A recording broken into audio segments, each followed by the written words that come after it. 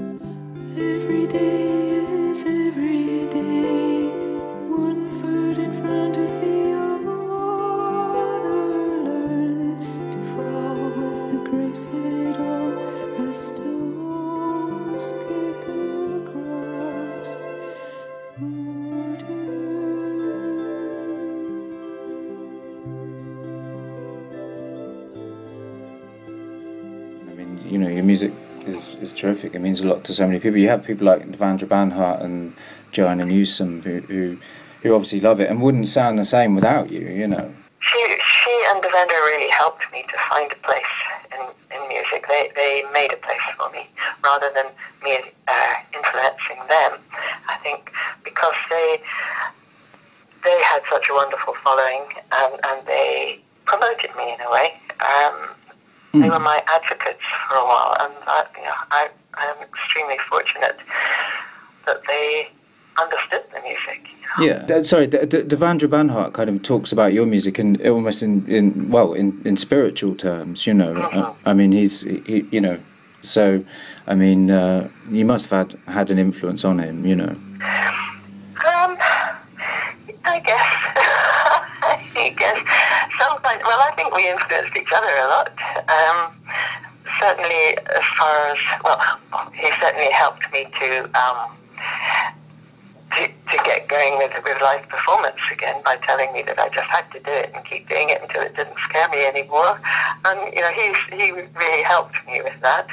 And I think, yeah, we've had a very nice friendship. It's been great. Excellent. Well, that's great. Do you don't see yourself as a folkie, do you? You've always said that's. I don't see myself as a what? Sorry, as a folkie. People, you know. I don't. No. I get terribly annoyed. Really? Yeah.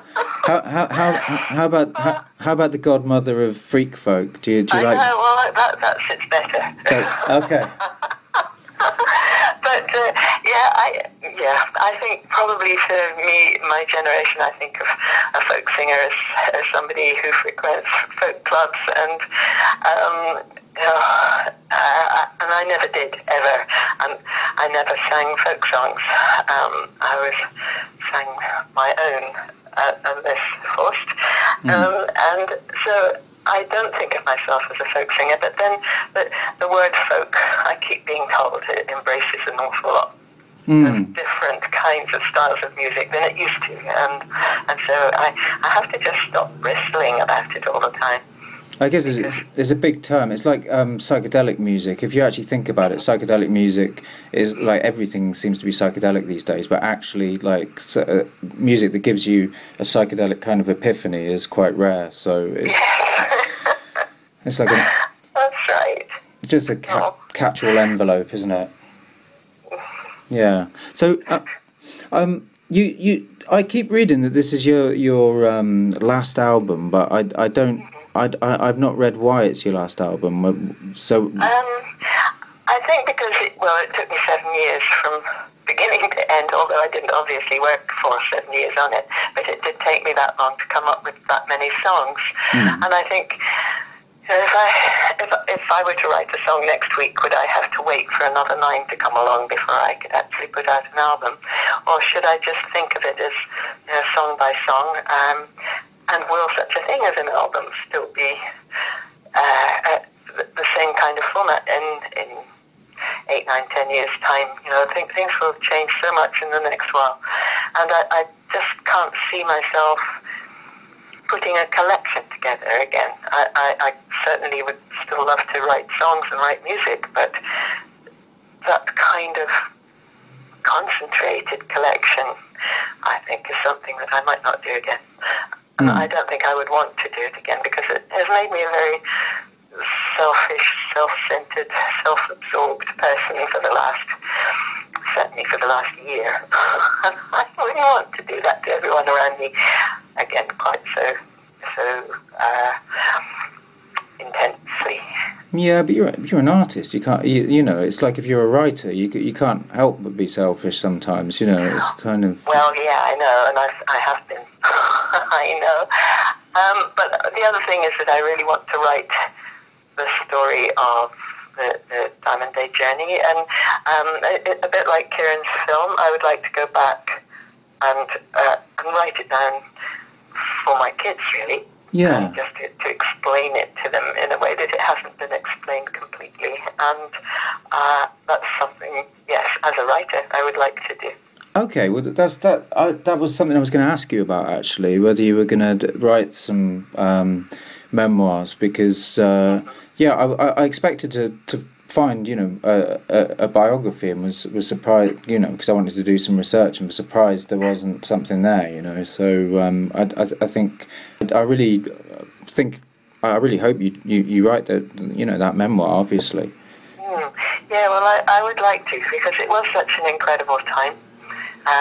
That through the 60s into the 70s was an extraordinary time, and I just hope I can do it justice, really, and tell the truth as I see it about that time and the people that I met in it, and the things that we did, and how crazy it might seem from here. But I'd quite like to sort of just put a background to it.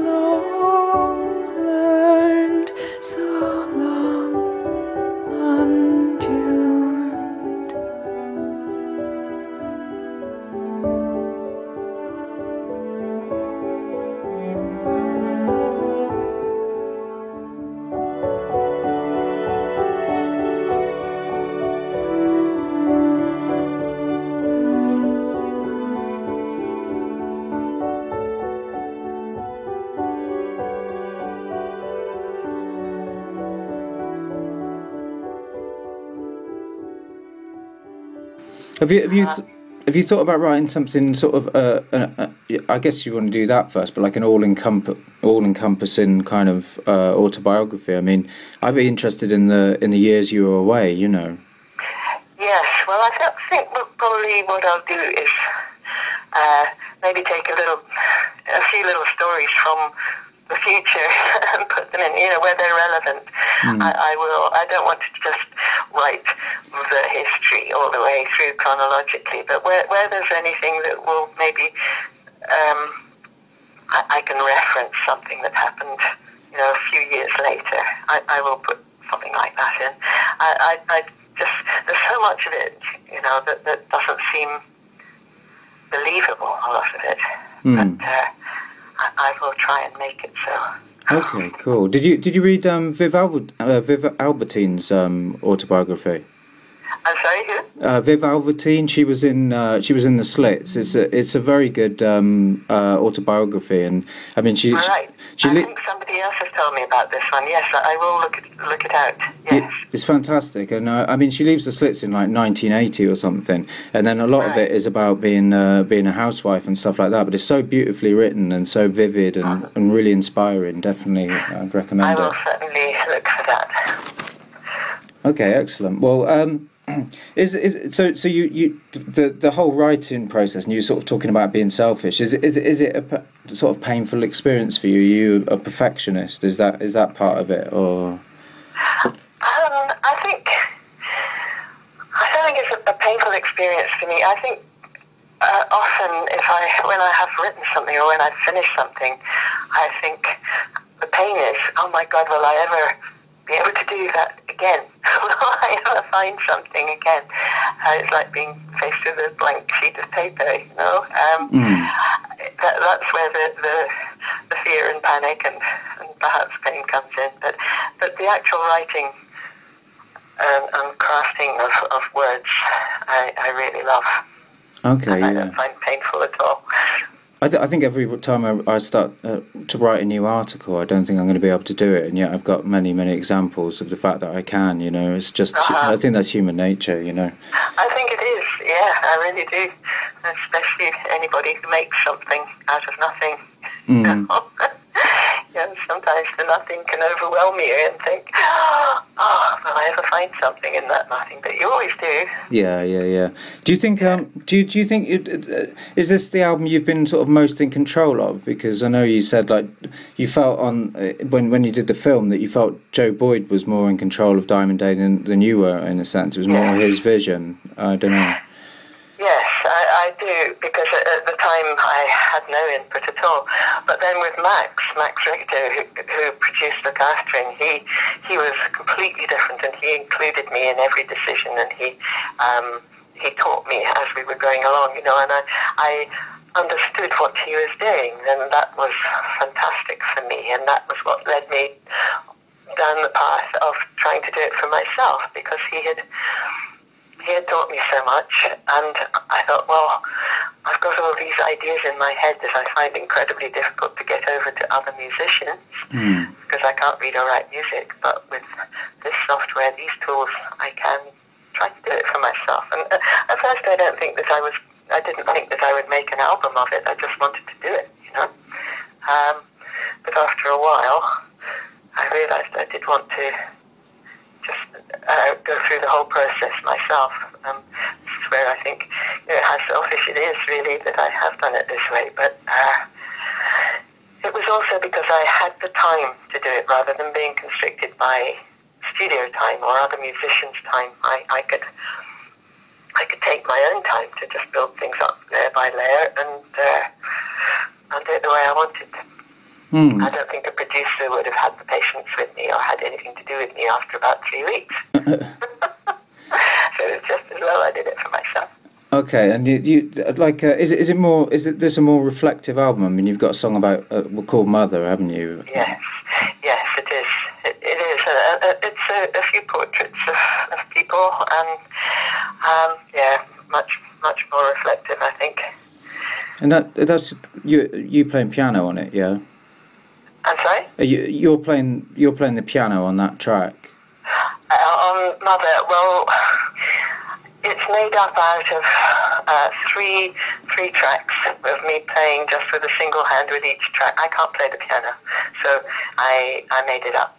Okay, that's interesting. It's a fake playing piano, but I loved doing that. I loved being able to do that because I can't play the piano. But it was great to be able to put those notes together and make it sound a bit like I could. Yeah, well, it does. It sounds very cohesive. It sounds like someone sat there playing. I was thinking your playing's come on a lot. The piano playing. Oh, good. Oh, good. Thank you. Gunpowder is a beautiful song. It's very meditative, I guess. Sorry, you're fading. I'm sorry. Yeah. The song Gunpowder is like it's a very beautiful song. It's got a real sort of meditative quality. What were you writing about with that song? Well, actually, that was the first song I wrote for this album. That was 7 years ago, and it was about how you can.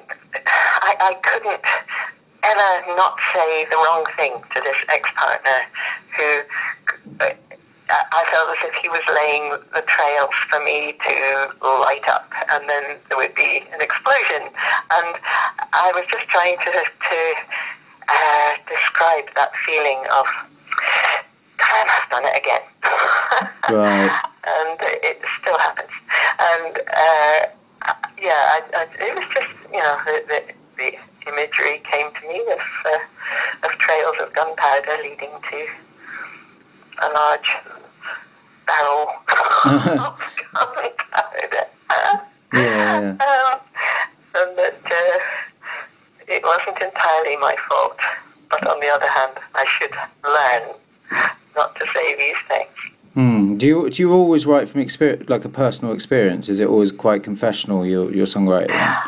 Usually from personal experience, or if I see somebody in a particular situation, like on Look Aftering, there was a song called If I Were, and that was somebody else's relationship that I was watching. It wasn't particularly mine. Yes, just observing, I think, of I think, maybe on this album it's mostly me, but there are a couple of, well, no, that's not true. There are 3 songs at least that are about other people. But,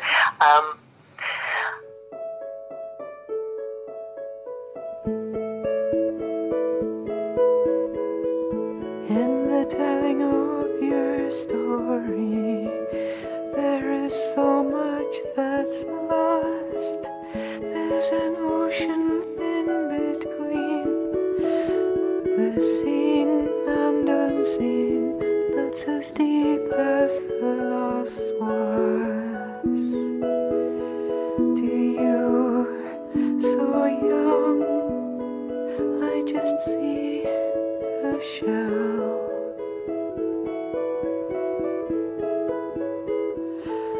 Can't really get the picture, I've nothing to compare. Can't say I understand, I've no hand to lend. You had more than your fair share. For one so young, but you do it all so well.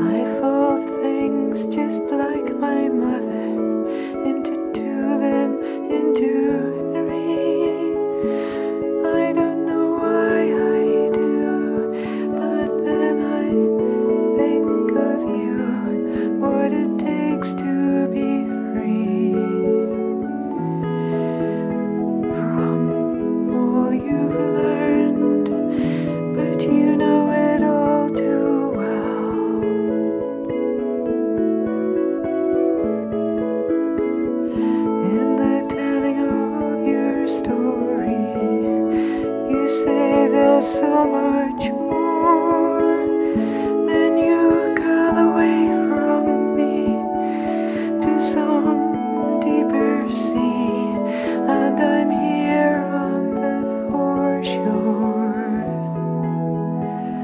till your return. I just see a shell.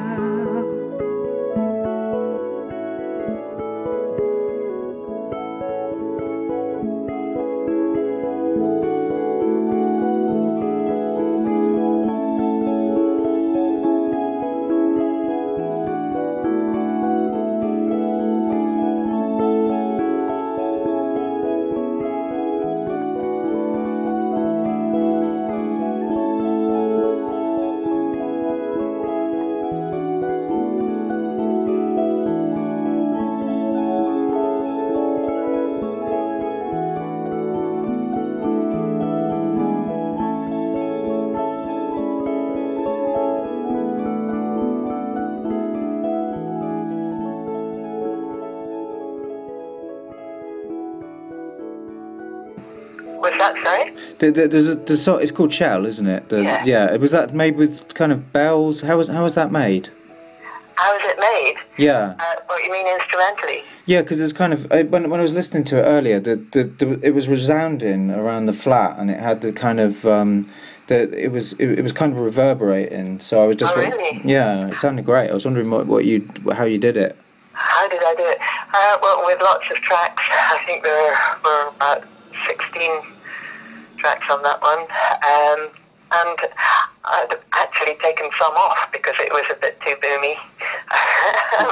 But I just wanted it to be just a sort of wash, really, of different instruments. And there's one real one, there's one lonely saxophone in there, and I think that actually can, mixed with the synth sounds that I used, probably added to the booming effect, and I had to take it down quite a lot, in fact. Well, it still does a bit, which is good. You know, it's good. It's. Oh dear! I hope it hasn't blown your speakers. No. That would be something. Do you... One of my songs blowing somebody's speakers. Yeah, like AC/DC or something. Do you feel? I know that in the film you sort of talked about having like when you made Diamond Day, about having a kind of a lack of self-awareness. Do you feel a lot more confident as an artist now? A lot more sort of assured? Yes, I think so, and a lot of that is because at that time, I never had any reassurance, really, or any feedback about anything I was doing. Family, friends, or even seeing things written that were so completely not me, like the whole Marianne Faithfull thing and the nursery rhymes thing and all of that. I think that made me feel just that I was no good at this at all, and that I should stop. But with the advent of the internet, to get that kind of feedback, I think inevitably that it can, if it's good, it will bolster and just make things feel so much better. And I know it's probably not a very good personality trait, but to have some kind of positive feedback really helps. And yes, I think that it has helped me have a bit more confidence, and also helped me have some kind of picture of what it is I'm doing. It's very hard, I think, to know what you're doing unless somebody else hears it, sees it, reads it, whatever, and says something about it. It's really hard to work into a vacuum. And I think that, the internet has really helped to give me a picture of what I'm doing. It's like a mirror. When you went on that 2-year journey, did you feel like, did that almost give you a sense of purpose at that time? Yes. Oh yes, completely. completely. And it was like being re-educated. You know, I'd had a pretty sheltered kind of post-war childhood, and I needed to learn what the real world was like, and I sure did. And yes, it was pretty much for that reason that we did it. You know, I think I say all that in the film, that we needed to learn, and we did learn about the different kind of people that there are, and how wonderful some people can be and how not wonderful others can be. But it was the purpose was to get to the other end of the UK, to get to Skye. You know, that was the real purpose. But on the other hand, the other purpose was to give us something, to give us a really good basis for life, you know, to teach ourselves some basic lessons. Mm-hmm. And I think we did that in that I've remembered them always, and I wouldn't change a thing. I think we were right to do what we did, even though it was mad at the time. Mm. And you were talking about how you conquered a lot of fears, and did you did conquer your fear of playing live and everything like that? I suppose you conquered all your fears. I did conquer a lot of fears, and now I've got them again because I haven't been playing live for a few years, and now we're about to do it again. I have to conquer them all over again. Yeah. But, oh yes, I think so. Fear of speaking up, I think, is something that I had all my young life, and I'm sure that has changed a little. And just one last thing, in the film you say that you're talking about the fact that you left music behind, and then you say that I hope I never leave it behind again. And I was kind of concerned that when you were talking about like not making another album, that you might be leaving it behind again. But you can reassure me that you're not.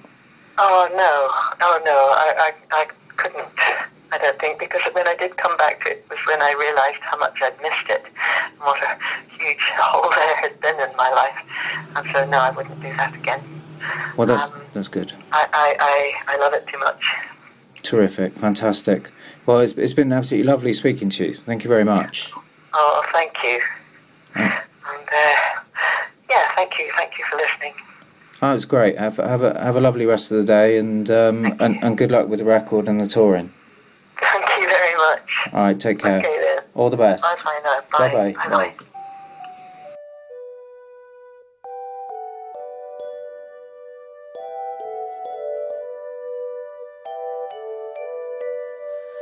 Last night I dreamt that I jumped in the sea,